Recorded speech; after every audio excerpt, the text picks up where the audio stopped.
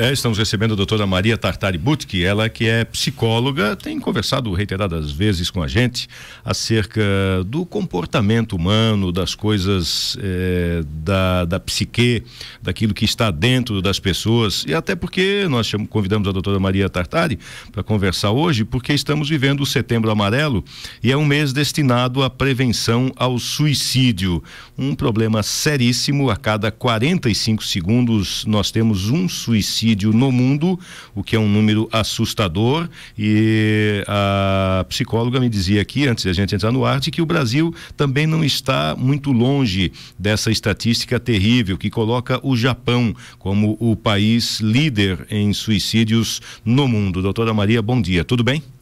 Bom dia, Jeter, bom dia, Caio, bom e dia. Aos ouvintes da Clube.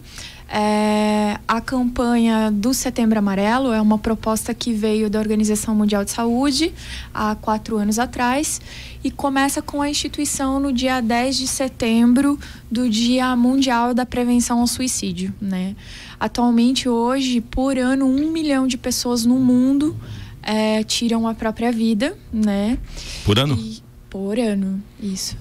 E nós temos no Brasil a cada 45 minutos um suicídio, né? Quer dizer, o que no mundo é a cada 45 segundos, no Brasil a cada 45 minutos. Isso.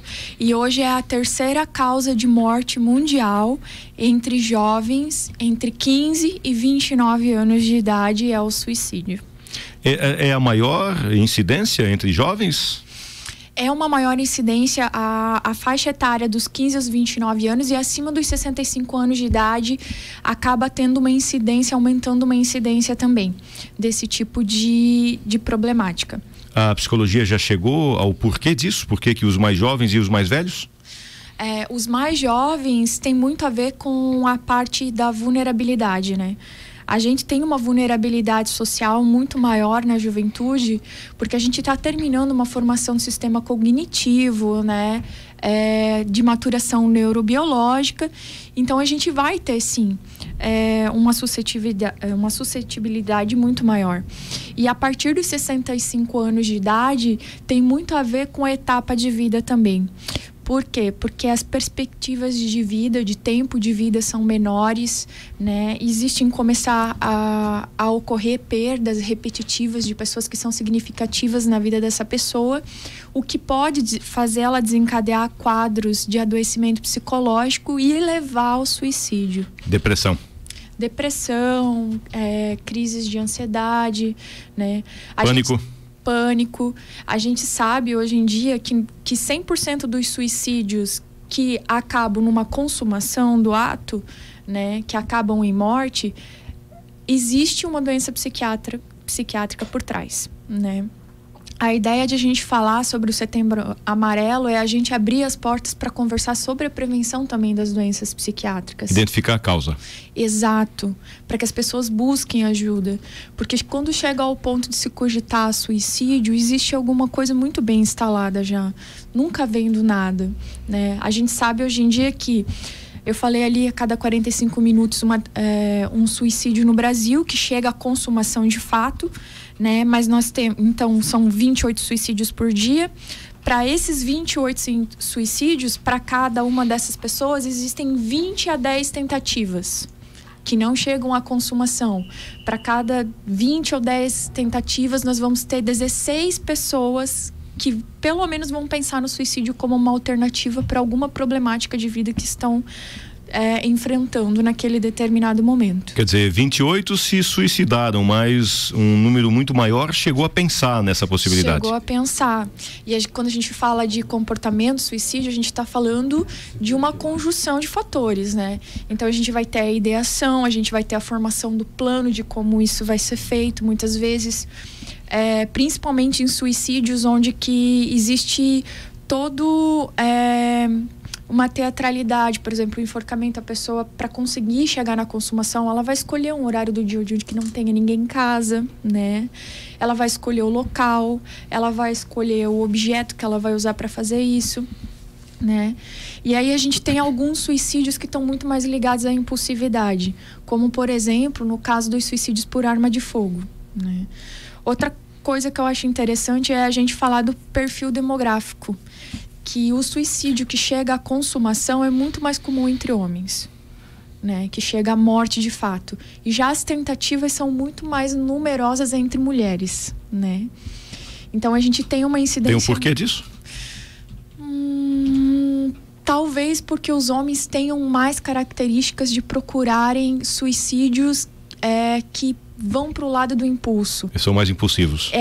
Por exemplo, o suicídio por arma de fogo, né? É muito mais fácil a gente ter homens com porte de armas do que mulheres com portes de armas. Quer dizer, não dá tempo de se arrepender. Não dá tempo de se arrepender. É alguma coisa que é feito assim, momentaneamente. E a gente tem uma série de questões que a gente precisa pensar. Tem um perfil sociodemográfico? Tem, né? A gente vai ter outras questões, como, por exemplo, padrão de vida, riqueza extrema, pobreza extrema. Também estão muito ligados ao suicídio. Pois é, porque o Japão, né? Um país absolutamente desenvolvido, com uma qualidade de vida extrema também, como você citou, e é o campeão no índice, na incidência de suicídios. Também há um porquê para isso? Essa coisa da riqueza extrema? Sim, tem uma questão que é também a questão cultural, né? No Japão existe uma questão de disciplinamento muito forte na sociedade deles. Existe uma cobrança social de que você alcance um certo status em algum período da vida, que também é muito forte. Existe um isolamento muito grande. A gente tem fenômenos específicos da cultura deles, né? Que é um declínio no número de matrimônios. As pessoas não estão querendo mais se casar, não estão mais querendo constituir família com a mesma frequência. E um dos fatores protetivos, por incrível que se pareça, é o casamento, né? É mais comum o suicídio entre solteiros, separados e divorciados do que entre casados, né? Porque a companhia tende a gerar um certo suporte. E na cultura deles isso é completamente diferente. E existe também uma outra questão cultural no caso deles, é que quando uma pessoa adquire uma dívida que é impagável, eles consideram o suicídio como uma saída honrada. Então tem ainda essa questão específica, né? O suicídio, ele é mais utilizado como uma autopunição ou como uma fuga? Como uma fuga, né? Na maioria das vezes como uma fuga. A pessoa que busca o suicídio, na maioria das vezes, ela não quer morrer. Ela quer acabar com o sofrimento dela. Ela não vê uma saída. Quer acabar com o problema. Exato. A gente fala, quando a gente fala de prevenção, que a gente fique atento aos 4 Ds. O que são os 4 Ds? Depressão, desesperança, sentimento de desamparo e, por último, desespero. Porque o suicídio é uma atitude de desespero. É quando eu não consigo mais enxergar uma solução para aquilo que eu estou vivendo de forma alguma, é que eu vou cogitar, né? Se a gente pensar que a primeira grande evolução na vida foi o desenvolvimento da dor, se a gente pegar a bactéria mais rudimentar, né? E se desenvolveu para que se protegesse a integridade física, para que a vida pudesse se perpetuar, a gente pode pensar no suicídio em algo que vai completamente contra isso. Porque a vida desenvolve a dor como uma maneira de me avisar aquilo que está me ameaçando. Seja a minha integridade física ou seja a minha integridade emocional para o ser humano, que tem a parte cognitiva e a consciência da existência. E isso visa que eu aprenda a criar mecanismos para lidar com isso. E o suicídio não é um mecanismo para lidar com isso. É um mecanismo que vai contra o princípio fundamental para o qual foi se criado isso, que é a sobrevivência, né? Então, se a gente pensar que ele é uma inversão completa da lógica, né, da vida, ele é um ato extremo. Desesperado mesmo, né? Como você colocou, o último dos Ds. Sim, o último dos Ds, o desespero. E como se prevenir, doutora? Falando sobre, em primeiro lugar, existem muitas pesquisas que mostram, existem muitos mitos. Um mito de que, por exemplo, se a pessoa comentou ou fez algum comentário, é melhor eu não falar nisso porque eu posso induzir a pessoa a cometer esse tipo de coisa. Não é isso que as pesquisas apontam. Elas apontam que se a pessoa tiver um ouvinte para falar, que a acolha, que não a julgue naquele determinado momento, por um período de no mínimo 20 minutos, que fique ouvindo essa pessoa, tente se colocar no lugar dela, já diminui as chances de ela vir a cometer o ato em si. Se essa audiência for especializada, então, né? Ou no caso, uma psicóloga ou um psicólogo, melhor ainda. Melhor ainda. A gente tem que ter muito cuidado no sentido de buscar ajuda especializada. Por quê? Porque quando uma pessoa faz uma tentativa, as chances de ela fazer uma nova tentativa são altas, né? Se existe um histórico de doença mental, ela precisa fazer um acompanhamento para desenvolver ferramentas para lidar com aquele momento de vida dela, que não passe por o pensamento de terminar com a própria vida. Outra questão em geral, na nossa cultura, muitas vezes, para esse tipo de angústia, as pessoas buscam refúgio no uso de drogas, né? Seja no álcool ou drogas ilícitas. E as pesquisas mostram que se eu tiver um transtorno mental pregresso, se eu tiver já uma tentativa e eu ainda fazer uso de drogas ilícitas, potencializa. Isso aumenta muito as chances de eu chegar de novo a uma tentativa e até mesmo a uma consumação, né? Todo suicida já comentou anteriormente essa possibilidade, ou há aquele silencioso e vai e pratica o ato? Todo suicida dá sinais. Nós que não somos muitas vezes sensíveis para perceber. Achamos que é bobagem, achamos que é frescura, achamos que é uma ameaça infundada. Sim, exatamente isso. Quando eles não falam diretamente, e na maioria das vezes falam, as frases de alerta são: eu não aguento mais, eu não quero mais viver, não gosto mais dessa vida, eu não gosto mais dessa vida, ou eu quero sumir, né? São frases muito comuns de a gente ouvir. E muito relativas ao suicídio. Muito relativas ao suicídio. E essas frases, elas podem ocorrer, mas muitas vezes não é só assim.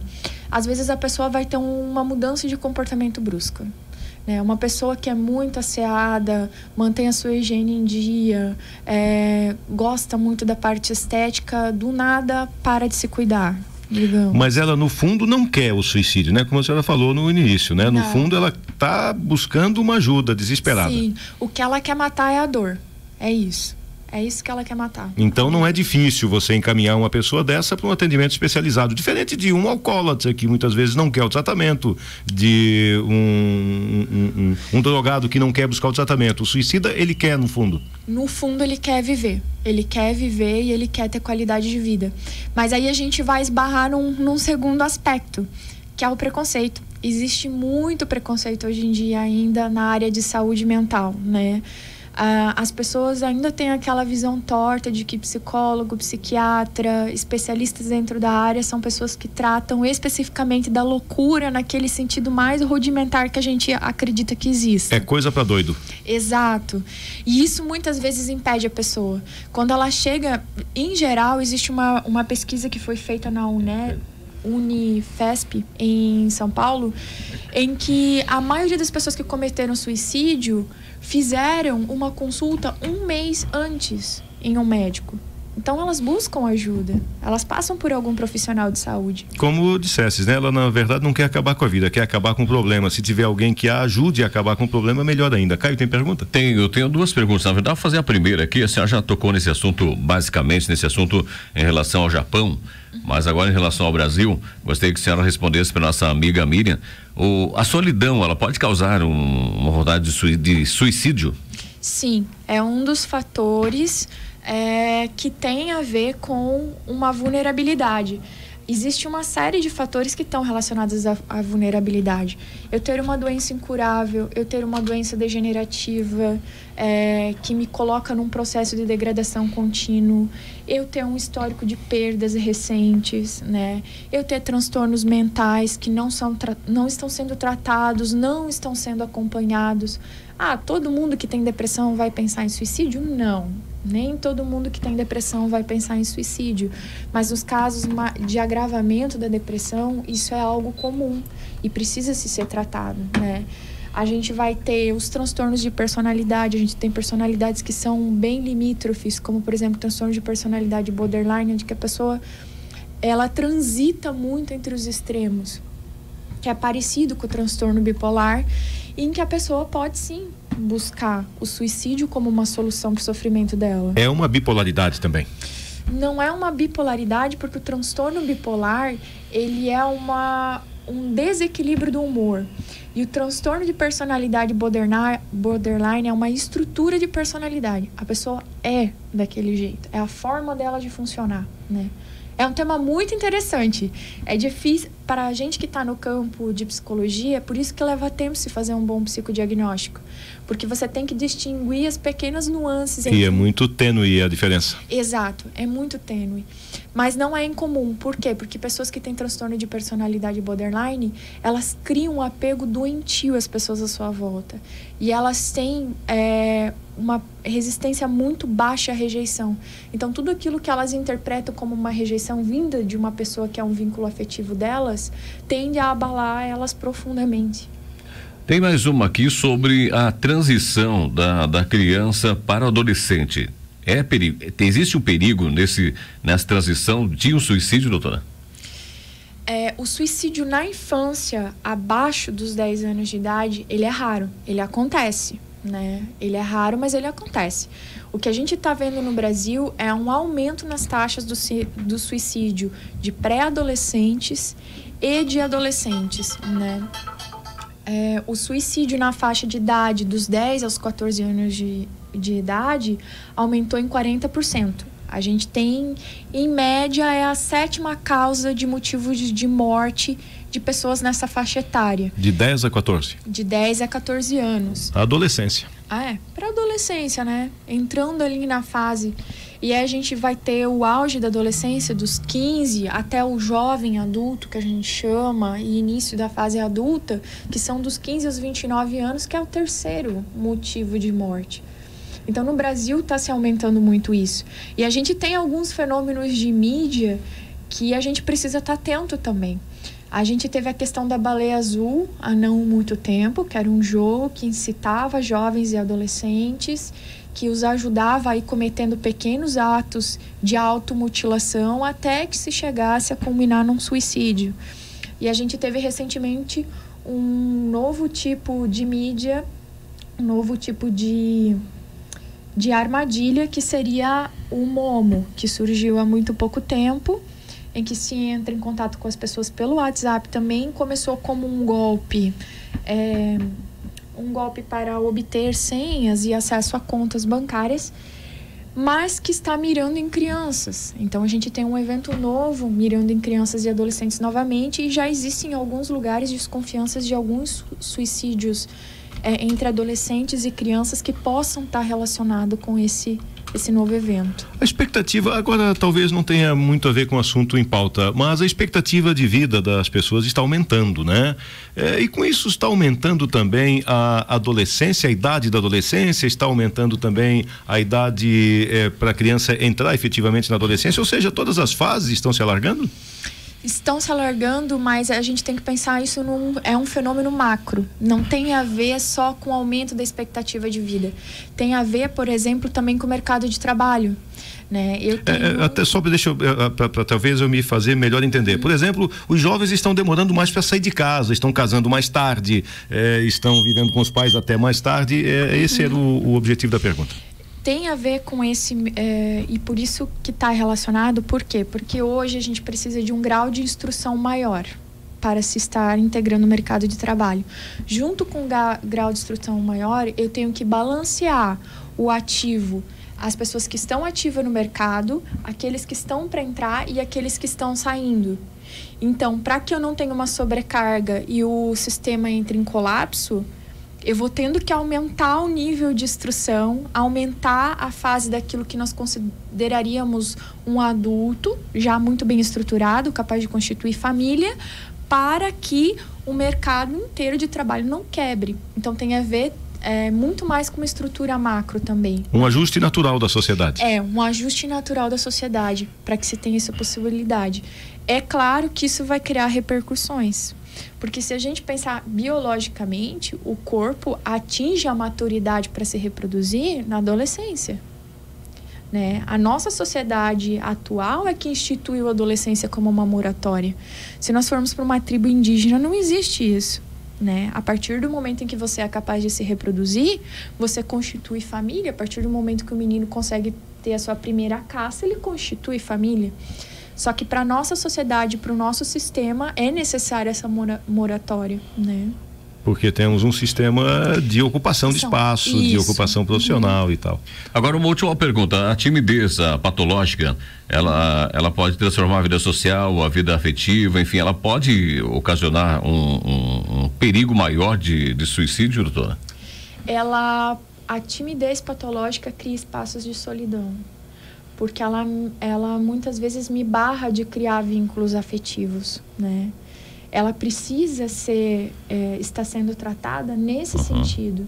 Ser humano tem necessidade natural de estabelecer vínculos sociais. Se eu pegar um ser humano, né, há muitos anos atrás, quando não se havia ética em pesquisa com seres humanos, se foi feito esse tipo de pesquisa. Se eu pegar um ser humano normal, que não tem um transtorno de personalidade antissocial, e eu isolar ele num lugar, sem com quem ele mantenha contato social com nenhum outro ser humano, ele definha e morre. Ele definha e morre. Uma pessoa que tem transtorno de personalidade antissocial não vai definhar e morrer, ela consegue sobreviver. Mas o resto de nós definha e morre. Então essa é a grande questão, né? Então conversar é o canal, né? Ou uma conversa especializada, ou mesmo uma conversa interfamiliar, né? Ela é sempre a solução para esse tipo de problema muito sério. Sim. Tratamento, conversa, né? Sensibilização dos profissionais de saúde. Já passou da época em que os únicos profissionais que teriam que identificar esses sinais seriam só os profissionais da saúde mental. A gente precisa que todos os profissionais da área de saúde sejam capazes de olhar para esses sinais e perceber um grau de risco, né? E aí fazer o encaminhamento. Exatamente. Fazer o encaminhamento e fazer a acolhida. No sistema público de saúde, todo profissional deve estar apto a fazer um primeiro acolhimento de uma pessoa que esteja em sofrimento psíquico, né? Ou sofrimento físico. Então, a gente tem essa questão. A gente precisa de uma sensibilização e uma sensibilização urgente. Por isso, a campanha do Setembro Amarelo, né? O suicídio tem que parar de ser um assunto tabu para que a informação se chegue nos lugares onde que é necessário e a gente possa reduzir o número de mortes. Legal. A gente conversou com a doutora Maria Tartari Butki, ela é psicóloga. Estamos vivendo o Setembro Amarelo. Dia 10 de setembro é o Dia Mundial, né? A Organização Mundial da Saúde que instituiu o Dia Mundial de